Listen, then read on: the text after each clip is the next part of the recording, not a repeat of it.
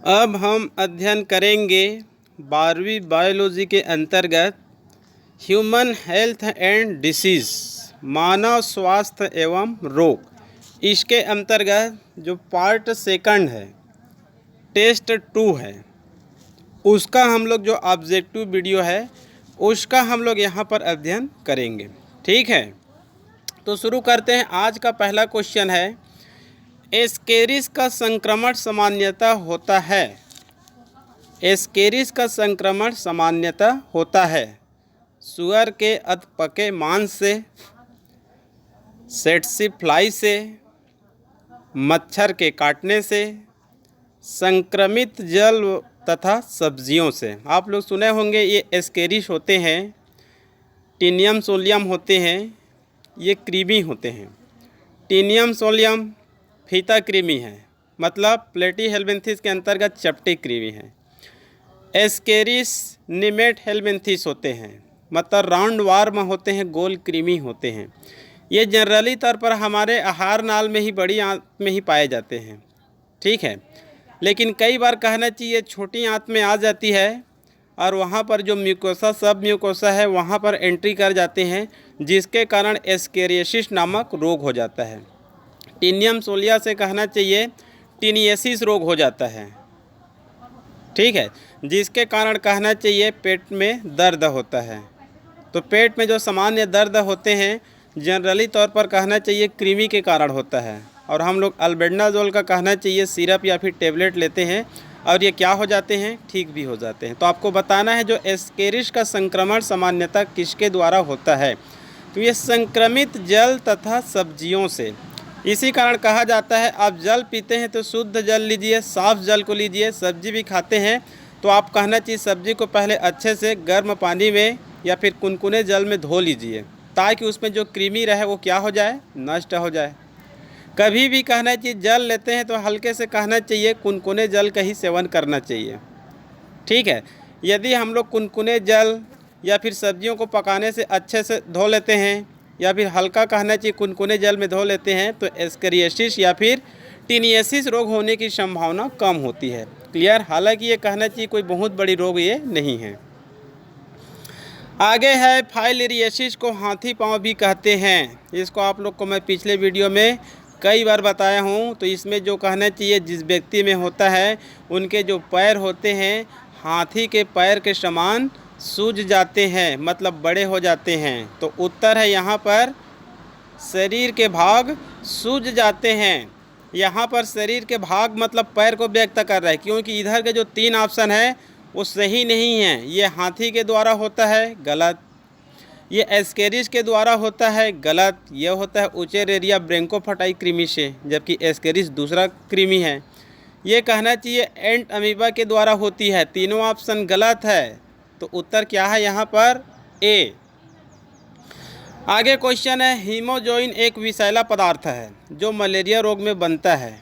यह पैदा होता है, आप लोग सुने होंगे, जो ब्रेन मलेरिया होता है, घातक मलेरिया होता है, जो प्लाज्मोडियम फैल्सीफेरम से होता है, उसको घातक या फिर मैलिग्नेंट मलेरिया इस कारण कहा जाता है क्योंकि इस मलेरिया में एक विषैला पदार्थ हीमोजोइन उत्पन्न होते हैं। तो ये हीमोजोइन किससे उत्पन्न होते हैं, तो उत्तर में होता है हीमोग्लोबिन के अपघटन से। हीमोग्लोबिन के अपघटन से। तो यहाँ पर उत्तर है आरबीसी के रंग पदार्थ से। पहला ऑप्शन आरबीसी की ग्लोबिन प्रोटीन से, सेकंड है आरबीसी के रंग पदार्थ से। तो आरबीसी के रंग पदार्थ हीमोग्लोबिन होते हैं। रक्त का कलर भी कहना चाहिए हीमोग्लोबिन के कारण ही कहना चाहिए लाल होते हैं। यदि हीमोग्लोबिन नहीं रहेगा तो रक्त का या आरबीसी का कलर पीले होते हैं। तो आरबीसी के रंग पदार्थ से। क्लियर? मतलब हीमोग्लोबिन के अपघटन से हीमोजोइन बनते हैं। आगे है, निम्न जीवाणुओं को उनके रोग के साथ सुमेलित करें और सही विकल्प को चुनें। ठीक है, ए ट्रिपोनोसोमा या फिर ट्रिपोनिमा पेलिडम। ठीक है, तो इसको आपको ऐसे बनाना है कि आपको कहना चाहिए निम्न जीवाणुओं को उनके रोग के साथ सुमेलित करें और सही विकल्प को चुनें। क्लियर? तो यहाँ पर आपको A, B, C, D और सामने में है 1, 2, 3, 4। इसको आप लोग जमाएंगे और इसका उत्तर आप लोग स्वयं देखेंगे। इसका उत्तर है B। इसका उत्तर है B। इसको आप लोग पूरी तरह से याद कर लीजिए और यहाँ पर बनाने की आपको आवश्यकता नहीं है। ठीक है जी। यहाँ पर आपको थोड़ा सा दिक्कत होगा। इससे अच्छा आप बैक्टीरिया से होने वाले रोग, वायरस से होने वाले रोग, प्रोटोजोआ से होने वाले रोग, कृमि से होने वाले रोग, कवक से होने वाले रोग को पूरी तरह से क्या कर सकते हैं, याद कर सकते हैं। ठीक है जी। जैसे कि ट्रिपोनिमा पेलिडम, इनसे कौन सा रोग होता है? ये बैक्टीरिया है। इनसे होता है सिफिलिस या syphilis. Clear? Pasteurella pestis, Pasteurella pestis, इनसे होता है plague. Bacillus anthracis, anthrax. Vibrio cholerae, इनसे होता है कॉलरा मतलब हैजा। तो उत्तर क्या आ जाएगा? बी। आगे एक और क्वेश्चन है, पोलियो प्रतिरक्षी टीकाकरण की खोज किसने की थी? मतलब पोलियो को जो कहना चाहिए वैक्सीन है, उसका खोज किसने किया था? ठीक है, तो पोलियो का वैक्सीन का खोज किया था doctor Jonas Salk. Doctor Jonas Salk या साल्क, मतलब उत्तर बी, जोनास साल्क या जोनास साल्क। आगे है डेंगू बुखार का कारण है। डेंगू बुखार, चिकनगुनिया, पित्त ज्वर मतलब येलो फीवर, ये सब होते हैं वायरस के कारण। डेंगू बुखार, इसको कहा जाता है हड्डी तोड़ बुखार, क्योंकि इसमें इतने अधिक बुखार आते हैं कि हड्डी क्या हो सकती है, गल सकती है। हड्डी तोड़ बुखार, डेंगू फीवर। चिकनगुनिया, उसमें रीढ़ की हड्डी झुक जाती है। डेंगू का एक और लक्षण होता है ब्लड प्लेटलेट्स की कमी हो जाती है। जो हमारे शरीर में 2-2.5 लाख होते हैं, 50,000 तक आ जाते हैं और व्यक्ति की मृत्यु हो जाती है। तो डेंगू बुखार, चिकनगुनिया, येलो फीवर, ये सब वायरस के कारण होते हैं। तो उत्तर है सी। आगे है एड्स दिवस कब होता है? 1 दिसंबर। 1 दिसंबर। आगे है निम्न रोग कारकों का उनके द्वारा होने वाले रोगों से मिलान कीजिए। इसको भी आपको यहाँ पर अध्ययन करने की आवश्यकता नहीं है। आप लोग को बताया हूँ मैं, विभिन्न प्रकार के जो संक्रामक रोग होते हैं, फैलने वाले रोग होते हैं, असंक्रामक रोग होते हैं, उसकी पूरी आप डिटेल अध्ययन करिए। या तो बुक से अध्ययन करिए या फिर मेरे यूट्यूब चैनल से अध्ययन करिए। आप लोग यूट्यूब चैनल से ही अध्ययन करिए, क्योंकि बुक तो हर किसी के पास है। यदि केवल बुक रहने से तैयारी हो जाता तो सभी मार्केट से बुक ले आएंगे और तैयारी हो जाता। ऐसा नहीं है, आपको एक टीचर की आवश्यकता तो पड़ेगा ही पड़ेगा। क्लियर? डिप्लोकोकस न्यूमोनी, बता देता हूँ मैं ऐसी टाइप। डिप्लोकोकस न्यूमोनी, इनसे होता है निमोनिया मतलब सर्दी, एलर्जी बच्चों में। मैलिग्नेंट मलेरिया, ये कहना चाहिए घातक मलेरिया होते हैं, ये होते हैं प्लाज्मोडियम फैल्सीफेरम से। एंटमीबा हिस्टोलाइटिका, एंटमीबा हिस्टोलाइटिका, इनसे होता है अमीबियासिस मतलब पेचिस। हाथी पाँव, यह होता है ओचरेरिया ब्रैंकोफटाई से। प्लाज्मोडियम फैल्सीफेरम, ठीक है, मलेरिया। अब इतने में आप लोग कहना चाहिए क्लियर हो जाएगा। सल्मोनेला टाइफी, टाइफाइड होता है। ठीक है जी।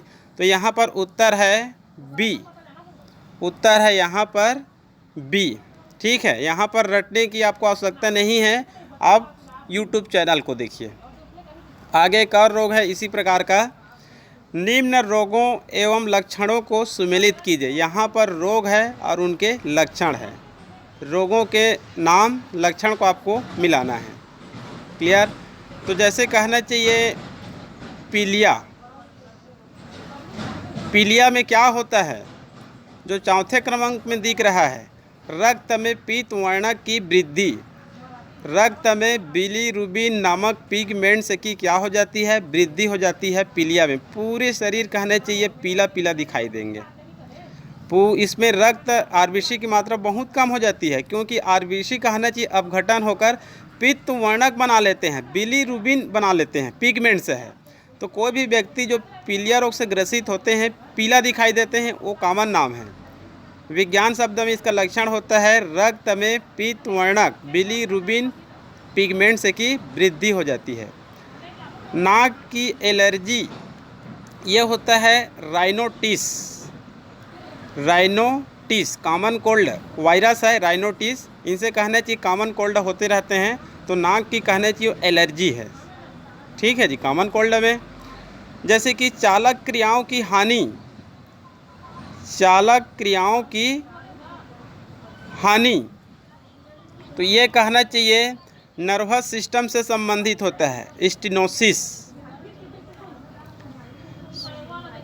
अच्छा, हृदय कपाट में दोष, स्टेनोसिस।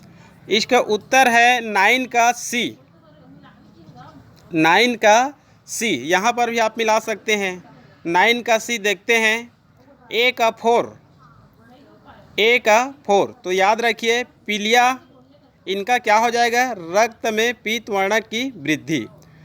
B3 स्टेनोसिस, तो हृदय कपाट में दोष, जो हमारे कहना चाहिए हृदय में जो कपाट होते हैं, हार्ट में जो वाल्व होते हैं, चाहे ट्राई स्पिट वाल्व हो, चाहे बाई स्पिट वाल्व हो, या फिर अन्य वाल्व हो, यदि उसमें किसी प्रकार के दोष होते हैं तो हार्ट ब्लॉक होने की संभावना बनी रहती है। इसको स्टेनोसिस कहा जाता है।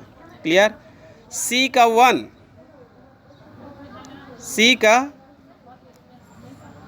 1, तो राइनोटिस, सी का 1 राइनोटिस मतलब नाक की एलर्जी, नाक की एलर्जी, राइनोटिस, कॉमन कोल्ड, सर्दी जुकाम। ठीक है। D2, D2 मतलब पैरालिसिस, चालक क्रियाओं की हानि। जो पैरालिसिस होते हैं, लकवा मार देते हैं, ये सामान्यतः नर्वस सिस्टम से संबंधित रोग होते हैं। मतलब चालक क्रियाओं की हानि मतलब nerve impulse and their conduction, जो नर्व इम्पल्स की उत्पत्ति होती है और शरीर में उसका जो चालन होता है, तो उसमें कहना चाहिए हानि हो जाती है, तब यहाँ पर कहना चाहिए पैरालिसिस। पैरालिसिस का संबंध ब्रेन से होता है। कहाँ से होता है, ब्रेन से होता है, नर्वस सिस्टम से। इसी कारण nerve impulse and their conduction, nerve आवेग की उत्पत्ति और उसके चालन में त्रुटि के कारण पैरालिसिस होता है। क्लियर। आगे है गलत जोड़ी का चयन कीजिए, गलत जोड़ी का चयन कीजिए। आपको गलत जोड़ी का चयन करना है यहाँ पर। क्लियर। जैसे कि टाइफाइड विडाल टेस्ट है, सही। प्लेग वायरस रोग, ये गलत है।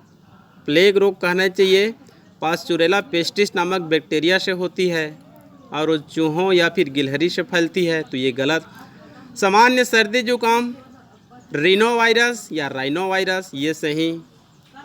माइक्रोस्पोरम ट्राइकोफाइटान, ये कवक है। माइक्रोस्पोरम ट्राइकोफाइटान क्या है, कवक है। इनसे दांत खाज खुजली होते हैं त्वचा में, ये भी सही। चिकनगुनिया, ये अल्फा वायरस से होते हैं, ये भी सही।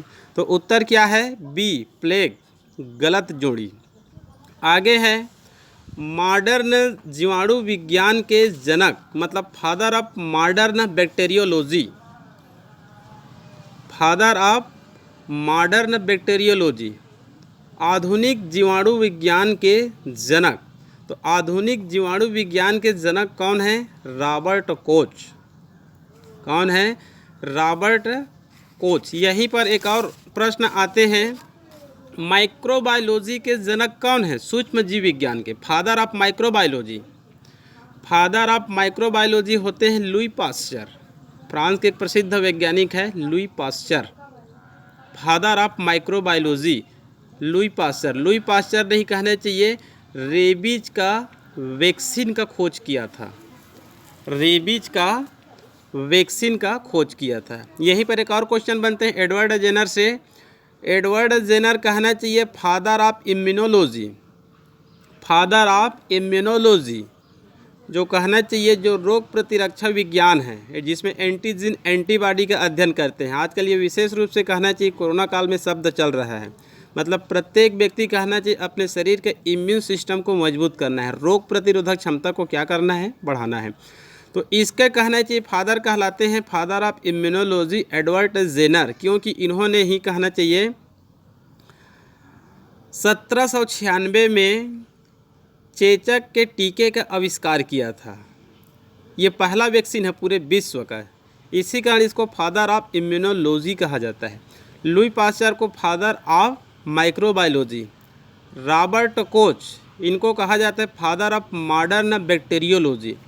इवानोवस्की इन्होंने कहना चाहिए टीएमवी का खोज किया था, तंबाकू मोज़ेइक वायरस, मतलब प्रथम साइंटिस्ट है जिन्होंने वायरस का खोज किया था। टीएमवी वायरस, तंबाकू मोज़ेइक वायरस, मतलब तंबाकू की पत्ती में एक रोग हो गया था, तो उन्होंने देखे कि तंबाकू की जो पत्ती है उसमें कहना चाहिए धब्बा धब्बा क्यों हो गए हैं।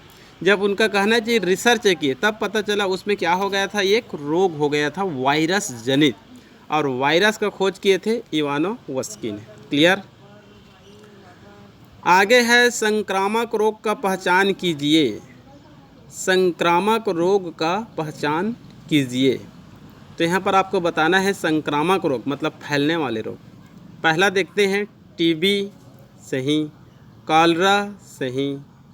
कैंसर, गलत। चेचक, सही। मलेरिया, सही। तो यहाँ पर पहला ऑप्शन गलत, क्योंकि कैंसर कहने चाहिए संक्रामक रोग नहीं है, कम्युनिकेबल डिसीज़ नहीं है। सेकंड देखते हैं मलेरिया, सही। न्यूमोनिया, सही। हाथी पाँव, सही। मधुमेह, गलत। डायबिटीज़ संक्रामक रोग नहीं है, एक दूसरे से नहीं फैलते हैं। दाद, सही। तीसरा देखते हैं दाद, सही। रेबीज, ये वास्तव में रेबीज कहना चाहिए वायरस जनित रोग है, तो ये भी कहना चाहिए संक्रामक रोग ही है। मम्स, ये भी वायरस। मलेरिया प्रोटोजोआ, ये भी सही। वुपिंग कॉक काली खांसी, ये भी सही। डी देख लेते हैं, काली खांसी, ये भी सही। रेबीज, ये भी सही। निद्रा रोग, ये भी सही। मम्स, ये भी सही। हृदय रोग, गलत। तो उत्तर आ जाएगा यहाँ पर सी, क्योंकि पहले वाले में कैंसर संक्रामक रोग नहीं है, सेकंड वाले में डायबिटीज़ नहीं है, और डी में हार्ट रोग नहीं है, तो उत्तर आ जाएगा सी। क्लियर।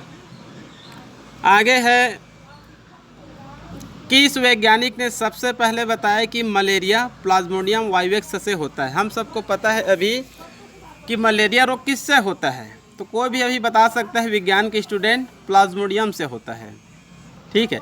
लेकिन इसको किस वैज्ञानिक ने सबसे पहले बताए थे, तो उत्तर यहाँ पर लेवरॉन। उत्तर क्या है, लेवरॉन। इन्होंने सबसे पहले बताए थे कि मलेरिया किसके कारण होता है, प्लाज्मोडियम या प्लाज्मोडियम वाइवेक्स के कारण होता है। क्लियर। मलेरिया रोग के लिए नोबेल पुरस्कार विजेता साइंटिस्ट है, तो ऊपर में हम लोग बता रहे हैं लेवरॉन, लेकिन लेवरॉन ने कहना चाहिए नोबेल पुरस्कार नहीं पाए थे मलेरिया रोग के लिए। पुरस्कार पाए थे रोनाल्ड रॉस, नोबेल पुरस्कार पाए थे मेडिसिन का रोनाल्ड रॉस ने, इसको भी याद रख लेंगे। ये कहना चाहिए 1896 में, ये 1896 में जो प्लाज्मोडियम होते हैं इनके यू साइट को, ये जो प्लाज्मोडियम होते हैं रोग उत्पन्न करने वाले, इनके ऊ साइट को मादा एनाफ्लीज में देखा था, मादा एनाफ्लीज में देखे थे। मतलब जो रोनाल्ड रॉस नामक साइंटिस्ट है उन्होंने 1896 में जो प्लाज्मोडियम होते हैं जो मलेरिया रोग को उत्पन्न करते हैं, तो इन्होंने कहना चाहिए प्लाज्मोडियम के उस साइट को मादा एनाफ्लीज के शरीर में देखा था, जिसके कारण इसको कहना चाहिए मेडिसिन का नोबेल पुरस्कार मिला था। क्लियर।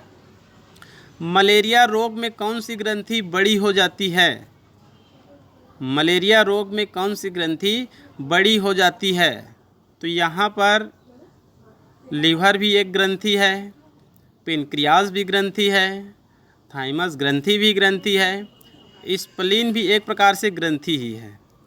ठीक है जी। तो यहाँ पर कहना चाहिए कौन सी ग्रंथि बड़ी हो जाती है, तो उत्तर है स्प्लीन। हालांकि स्प्लीन को आप लोग अध्ययन करेंगे तो ग्रंथि नाम से अध्ययन नहीं करेंगे। जो ग्रंथि होते हैं, ठीक है, विशेष रूप से हम लोग पढ़ते हैं liver, pancreas, salivary glands, exocrine glands के ग्रुप में, जिसमें नलिका पाई जाती है। नलिका विहीन ग्रंथि, अंतःस्रावी ग्रंथि, तो वहाँ पर अध्ययन हम लोग करते हैं pituitary gland, thyroid gland, parathyroid gland, adrenal gland, इन सब का। तो स्प्लीन है, टॉन्सिल है, थाइमस ग्लैंड्स है और लिम्फेटिक टिश्यू है। ये सब कहना चाहिए इम्यून सिस्टम के आर्गन होते हैं, मतलब सब एंटीबॉडी WBC का निर्माण करते हैं। स्प्लीन भी निर्माण करते हैं, थाइमस ग्लैंड्स भी निर्माण करते हैं, लिम्फेटिक टिश्यू भी, लिम्फ नोड्स या फिर लिम्फेटिक टिश्यू भी उत्पन्न करते हैं, कभी कभी टॉन्सिल भी उत्पन्न करते हैं। ये सब कहना चाहिए इम्यून सिस्टम के आर्गन होते हैं जो WBC या फिर एंटीबॉडी का निर्माण करते हैं। तो यहाँ पर प्रश्न है मलेरिया में कौन सी ग्रंथि बड़ी हो जाती है, तो उत्तर है स्प्लीन, मतलब प्लीहा। आप लोगों को पता होगा बचपन में भ्रूण अवस्था में रक्त का निर्माण या RBC का निर्माण कौन करता है, तो उत्तर में होता है स्प्लीन और लीवर। स्प्लीन और लीवर। स्प्लीन अमाशय के पास एक छोटी सी गुलाबी रंग की छोटी सी आर्गन होता है जो भ्रूणी अवस्था में RBC या रक्त का निर्माण करता है। इसको कहना चाहिए जो RBC या जो रक्त एक निश्चित उम्र के बाद, जैसे कि RBC 120 दिन बाद, WBC 4-5 दिन के बाद, ब्लड प्लेटलेट्स अभी 7-8 दिनों के बाद क्या हो जाते हैं, डेथ हो जाते हैं। तो जो डेथ होते हैं उस रक्त का ये सफाई करते हैं, इसी कारण रक्त का इसको कब्रिस्तान भी कहा जाता है। स्प्लीन को रक्त का कब्रिस्तान भी कहा जाता है। बहुत ही महत्वपूर्ण आर्गन होते हैं स्प्लीन और थाइमस ग्लैंड्स दोनों ही, और लिम्फेटिक टिश्यू, लेकिन उत्तर है यहाँ पर स्प्लीन। ठीक है जी। तो यहाँ पर कहना चाहिए ह्यूमन हेल्थ एंड डिसीज के अंतर्गत जो सेकंड टेस्ट है ये भी यहीं पर समाप्त होता है। ठीक है जी। कल पुनः अध्ययन करेंगे, इसी के अंतर्गत जो थर्ड टेस्ट है और फोर्थ टेस्ट है उसका अध्ययन करेंगे। तो आज के लिए केवल इतना।